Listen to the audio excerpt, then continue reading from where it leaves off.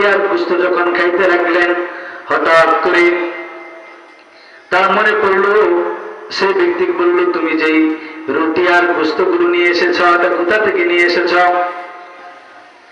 কারণ আমি প্রত্যেকদিন খাবার খাওয়ার আগে জিজ্ঞেস করি, কিন্তু আজকে আগে জিজ্ঞেস করতে পারি নাই, কারণ আমার প্রচন্ড ক্ষুধা লেগেছিল। সেই ব্যক্তি বলতেছে, হে আমিরুল মুমিনিন, খলিফাতুল মুসলিমিন, আমি যখন মুসলমান হই নাই, আমি জাহেলির যুগে একজন ব্যক্তিকে কুফরির মাধ্যমে কবিরাজি করেছিলাম। কি করেছিল? আমি একটি ফু দিয়েছিলাম, তার কোন একটি সমস্যার সমাধান হয়েছিল।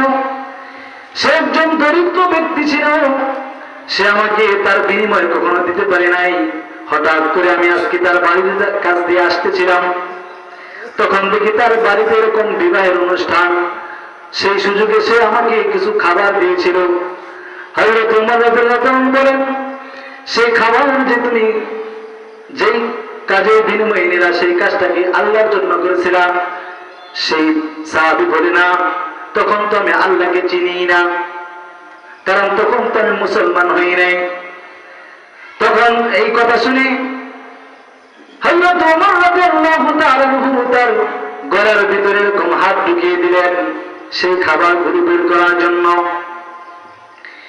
ঢুকিয়ে এরকম পানি পান করলেন, তারপর তার পেট থেকে সেই খাবারগুলো সে ভূমি করে বের করলেন। তাকে এরকম প্রশ্ন করা হলো, হে আমিরুল মুমিনিন, আপনি এত কষ্ট কেন করলেন, এই খাবারগুলো কেন বের করলেন? সে বলতেছে, এটা হচ্ছে কুফরির মাধ্যমে, কুফরির বিনিময়ে সেই খাবার।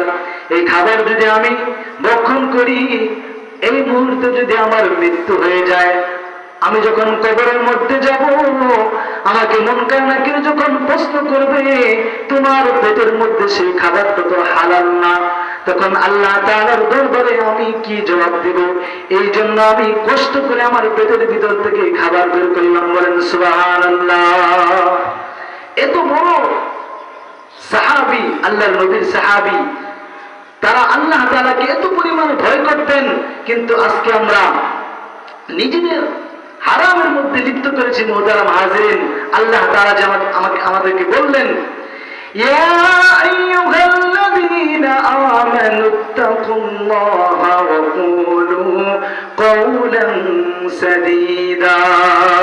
হে দুনিয়ার ঈমানদারগণ, তোমরা আল্লাহ তাআলাকে ভয় করো। আল্লাহ তাআলাকে ভয় করতে বললেন, আপনি চলাফেরা করবেন, আল্লাহ তাআলাকে ভয় করবেন। আপনি রুজি রোজগার করবেন, উপার্জন করবেন, আল্লাহ তাআলাকে ভয় করবেন।